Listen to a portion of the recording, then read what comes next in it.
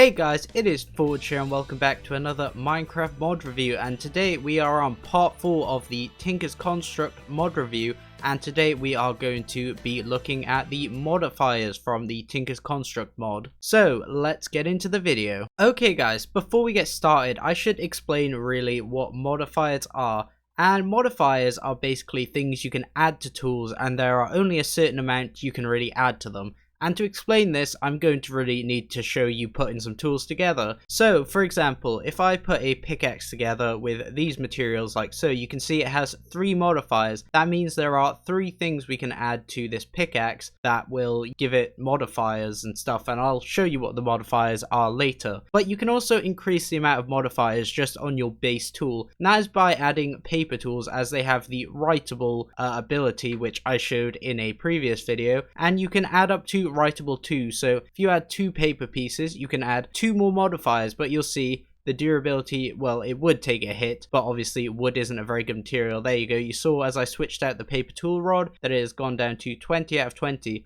although you can see some things don't really mix well together, so you can't put 2 of these on and get an extra writable, which is kind of annoying. But you can add on then a pickaxe head as well, and we could swap that out and we'd still have writable 2. So now you can see we have 5 modifiers. And then if we swap that out again, we'd have 4, so there's only 1 paper thing, and so on and so forth. So that's basically how the modifiers are worked out by the Tinker's Construct tools. So anything without a paper tool will have 3, anything with a paper tool can have up to 5. So now let's have a look at the modifiers, and as you can see I've just got this cobalt pickaxe here. It's got 3 modifiers here, and the first one we're going to look at is the redstone, and this adds haste to your tool basically. So you can add up to, as you can see, if I place one of these in here, you can add 50 haste per modifier. So this will use one of our modifiers up to the 50 redstone we can add on, and as you can see this adds 0.11 to our mining speed, and you can add obviously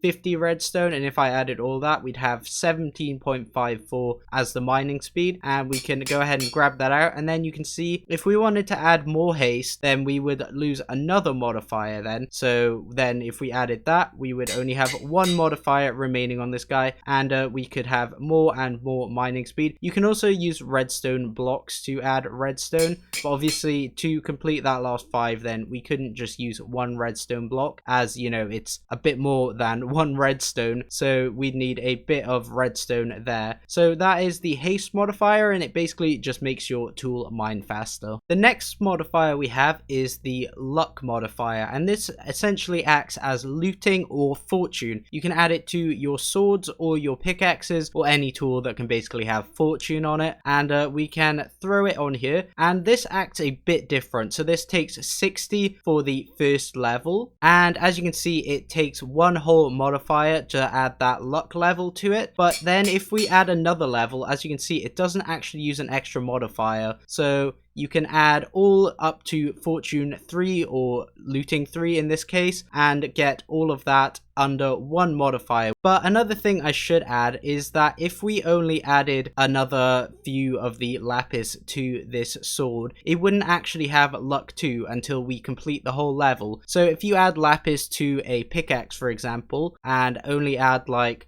2 lapis onto it, it doesn't actually have fortune 1 on it right now. It might actually have luck on it, but it won't act as if it has fortune 1 on it. Only when you get the full 60 on it will it increase the luck level. And these tools take a total of 360 lapis. You don't have to add 360 to this level. It already has all the lapis on it that you've added before, as you can see. So there's 180 on there. Then we would add a couple more to make it 360. So it does increase the amount you have to add. So on the first level it's 60, the next level you have to add 120 to it to make a total of 180, then you have to add another 180 to it to make it a total of 360. The next modifier we have is the sharp modifier, and this increases the attack damage of the tool that it is added to, or in this case the sword that we're going to add it to, and this can be added up to 72 per level, so we get 0.03 attack more per level. As you can see it's gone from 0.72 to 0.75, and we can also use quartz blocks, and if we add this on it will consume a modifier, And if we wanted to add another level again, we would have to consume yet another modifier to increase the sharpness, so this works like the haste modifier. The next modifier is the diamond, and this can be added to any tool, and it will increase the durability by 500 as well as the mining speed and the attack, not by much but by a little bit, and obviously it will use a modifier. It also can increase the mining level, as you can see it is diamond there, to obsidian, so up by 1 level, but only up to the obsidian level. In Tinker's Construct there is another mining level, and that is the cobalt mining level. As you can see, this night slime pickaxe has the obsidian mining level, and I've said mining level too much now, but as you can see we cannot increase that to the cobalt level. No matter how hard we try, this diamond just cannot do that. And the next modifier is fairly similar to the last one. It is the emerald, and this can be added to tools to increase the durability by 50% of the base durability, so half of 75, and then it adds that on. It also increases the mining speed of the tool, and it uses a modifier, and it can also increase the mining level up to the diamond level though this time. So the trade-off here really is you can't get as good a mining level, but you can get a lot more durability from this depending on how high the original durability of the tool is. The next modifier is the fortified modifier, and this requires you to have a sharpening kit and some flint. And what this does is it allows you to change the mining level of the tool using the sharpening kit. So we can use this stone pickaxe which has a mining level of iron, and we can increase the level to cobalt by just putting these two things on. As you can see, it uses no modifier, so you can actually make a stone pickaxe that can mine cobalt. But you can also use this to downgrade tools. So I could take this manual pickaxe that has a mining level of cobalt, and I could put a stone sharpening kit and some flint on it, and I could downgrade the level to iron, which I don't know why you'd want to do that, but the option's there for you. The next modifier we have takes a little bit of crafting, and the first thing we're going to need to make is 4 of these silky cloths, and this is made with a gold ingot surrounded by 8 string. And then we're going to want to take an emerald and get those 4 silky cloths we've just crafted and put them like this in the crafting table, and we get ourselves a silk touch jewel, and as you can see there, it's the silk touch modifier. And now we can take this and add it to a tool, and as you can see it actually decreases the mining speed and the attack of the tool, as well as using a modifier, but then it adds silk touch to the tool, so now we can mine things like grass blocks and get the grass block. So the next modifier we have is the reinforcement, and this is the reinforcement modifier, and I'll explain what this does in a second. But the way you make it is with 8 obsidian and a blank cast, and to make a blank cast you're going to need a smeltery, and you're going to need 2 ingots of gold. So then we just pour those off just into an empty casting table, wait for it to dry, and then we can go ahead and pop that out, and we have a blank cast. And this reinforcement modifier basically acts like unbreaking, so it gives the tool a chance not to use durability when you use it to break stuff. So as you can see, we have reinforced 20% at the moment, and that is the first level, and that will use a modifier. Then the second level again will use a modifier, and it'll keep using modifiers as it goes up, and as you can see is now reinforced 40%. And the reason I've used a paper pickaxe is because it has 5 modifiers, and that is exactly the amount of these reinforcements that it takes to actually make a tool unbreakable. As you can see right here, it is now unbreakable, so if we use this it actually would never use durability ever. The next modifier is the beheading modifier, and this basically does as it says. It allows you to behead mobs easier. So when you're hunting wither skeleton skulls, it is quite hard to get wither skeleton skulls, isn't it? Well, if you added beheading to your sword, then it would give you a 10% chance of the enemy giving you the head on the kill, and as you can see this uses a modifier as well. And you can also stack this modifier, so you can use more ender pearls and more obsidian. So if I take that, we can then get beheading 2. So we now have a 20% chance of getting the head of a mob. And the most effective way of probably using this is using the cleaver from Tinker's Construct, as this comes pre-installed with beheading 2, as you can see. So if you add another modifier onto it, it will then get beheading 3, and then you can get beheading 4, and then 5, and if you add paper you can get even higher levels of beheading to more effectively get mob heads. The next modifier is the smite modifier, and to make this you're going to first need to make some of this graveyard soil. And this is made with bone meal, dirt, and some rotten flesh. And then you're going to want to put the graveyard soil in a furnace to get some consecrated soil. And this is the thing you're going to need for the smite modifier. And you can add up to 24 smite per level, and each of these do 0.29 damage up to a maximum of +7 versus the undead. And then, like the haste and the sharpness, for every level you will need to use another modifier. So if we wanted to add smite 2, we would have to use 2 modifiers, and then 3 for smite 3. The next modifier we have is the Bane of Arthropods modifier, and this does exactly what Bane of Arthropods does in vanilla. It does more damage to spider, and it works exactly the same as the smite. So you can have 24 fermented spider eyes per level, and they add 0.29 damage to spiders. And to add more than 1 level you will need to use another modifier, so we can add another level and another level and another level if we had more modifiers. The next modifier is the fiery modifier, and this is added using the blaze powder, and we can add up to 25 per level. And as you can see, it tells you the amount of fire damage it does and how long you will burn for. So for every 8 blaze powder you add, it will increase the burn duration by 1 second, and the fire damage will just be increased by a certain amount. I think it's 0.07 per blaze rod you add, and there you go. We've added 8, so we've got 2 seconds, and if we just add them all on, you can see we get 4 seconds plus 1.67 fire damage. And you can also add other levels of this, so you can add fiery 2 at the expense of another modifier, and we could add fiery 3 as well, and we could get longer burn duration as well as more fire damage. The next modifier we have is the necrotic modifier, and this is added using these necrotic bones, and these are obtained by killing wither skeletons, and they just drop them. So this modifier can be added onto any weapon, and when you attack that mob, it basically gives you the ability to lifesteal. So when you attack that mob, 10% of the damage you did to the mob will be restored to yourself, and this will use a modifier per level like most things in this mod. So if we go ahead and grab that, now we have 10% lifesteal. If we added necrotic 2, we would get 20%, so this would return 20% of the damage you did to that mob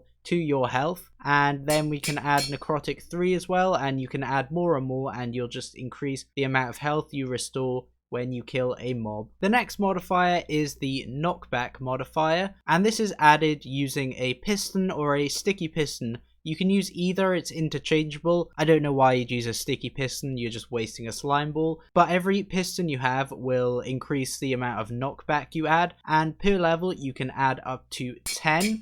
And like everything else, it uses a modifier, and if you wanted to get knockback 2, you will have to use another modifier and another one to get 3. The next modifier we have is the soulbound modifier, and this is added using a nether star. And this does not use a modifier when added, and this basically allows you to keep the item that is soulbound while in your inventory on you, no matter what happens to you basically. So if I died and jumped in lava, and when I respawn, this shovel will still remain within my inventory. And I'm going to cover the next 2 modifiers under the same bracket, as they are both very similar, and these are the expanders, horizontal and vertical, and I'll explain what they do in a bit. But to craft them, you're going to need 2 pistons, 2 lapis, and a slime ball that is purple. I'll show you how to get that in a second. And to get the vertical one, it's just in a different orientation, and the way you get the purple slime is you need to find one of these floating slime islands up here, and you see these trees with pink leaves? Well, you just need to break the green slime blocks and then wait for them to drop the purple slime balls, and they are quite a rare drop, so they may not drop straight away, but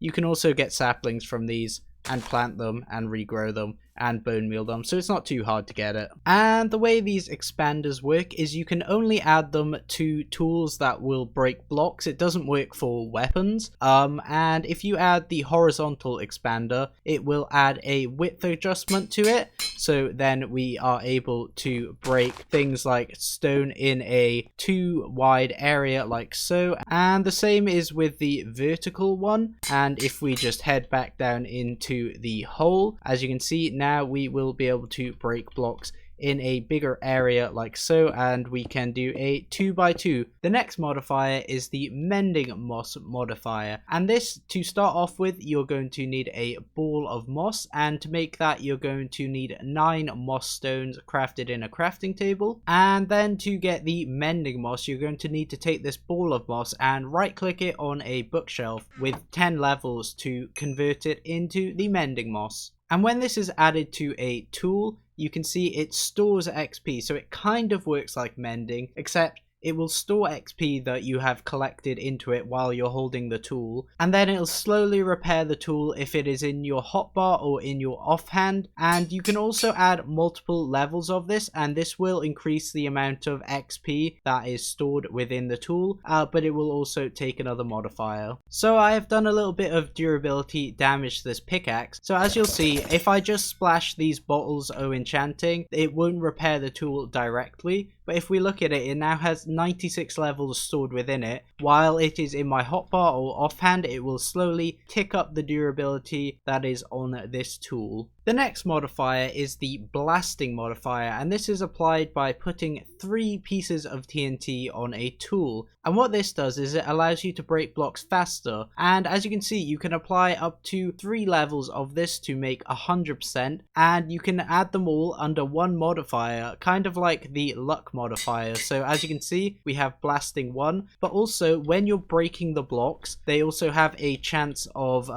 not dropping, and that increases with the higher levels. So if I have this blasting 3 pickaxe and then we compare it against this hammer here, you'll see that the pickaxe does not actually drop its blocks, but it is a lot quicker than it would have been, whereas this hammer will actually drop some of the blocks it's meant to drop. Another nice thing about this is it allows the AoE tools like the hammer to break ineffective blocks. So while I'm breaking this stone, normally with a hammer I wouldn't be able to break this dirt at the same time, but this allows you to actually break the dirt at the same time as the cobblestone and the stone, which will make for clearing out areas a lot easier. It'll also be useful because it won't give you all the drops if you don't want them. The next modifier we have is the glowing modifier, and this is added using 2 glowstone dust and an eye of ender. And what this does is in any area, if you're holding the tool, if the light level is low, your pickaxe will automatically, or any tool will automatically place this glow ball in the area and light it up. So you don't actually need torches anymore, and you don't have to worry even about placing them. Your tool will do this, but this does come at a cost. It does cost durability. The next modifier is the shulking modifier, and this does, as you probably would expect, you can add up to 50 of these popped chorus fruits to your tool, and anything you attack will start to float. So as you can see, there's 1 out of 50, and the duration is 0.5 seconds at the moment, and that can be maxed out at 1.75 seconds. And you can't add any more floating levels to this, sadly, but if you hit a pig now, it will start to float for 1.75 seconds. The next modifier we have is the webbed modifier, and this is added using the cobwebs. And for every level you add of this, so you can add multiple, but each will consume a modifier, it will give slowness to the thing you attack. So we can add webbed 1, we can add web 2, and all the way up to web 3, and this will just increase the duration of the slowness. So if we go ahead and hit this guy, as you can see, he is now slowed versus a pig that would normally bolt away. if you hit it with a sword. The next modifier is specifically for arrows, and it is the fins modifier, and you add 2 raw fish to an arrow and it will let the arrow travel better underwater. So for example, if you shoot this arrow straight, this is just a normal one, you'll see it will eventually lose momentum underwater, whereas if I fire this one in the exact same place, it will go straight into that dirt over there. And the final modifier is the embossment modifier, and this works fairly similar to swapping parts in a tool, which you can do just by placing a different part in with the tool. And as you can see, it would now add the obsidian head to this pickaxe, but instead of doing this, you can use all of these different items and you are able to have both of these abilities. So you can have durite and the prickly, which you would have lost if you removed the cactus head. And this is all it basically does. It doesn't use any modifiers, it just allows you to combine traits on tools. And just one more thing I wanted to add at the end of the video, and that is if you're not satisfied with just 3 to 5 modifiers and you want more, there is no really good way besides adding additional mods to Tinker's Construct that will give you more modifiers, and the only other way of getting more modifiers on your tool is adding this creative modifier, which is, as you guessed it, only available in creative mode. And you can add this as many times as you want, so you can add as many modifiers to a tool and make it as OP as you want. Okay then guys, that about wraps up this video. I hope you guys have enjoyed and I hope you have found this useful, and I hope to see you guys in the next video. And also be sure to check out my All the Mods 6 modded let's play that is going on right now if you guys are interested in some more modded content from me. So yeah, I'll see you guys next time. Bye bye.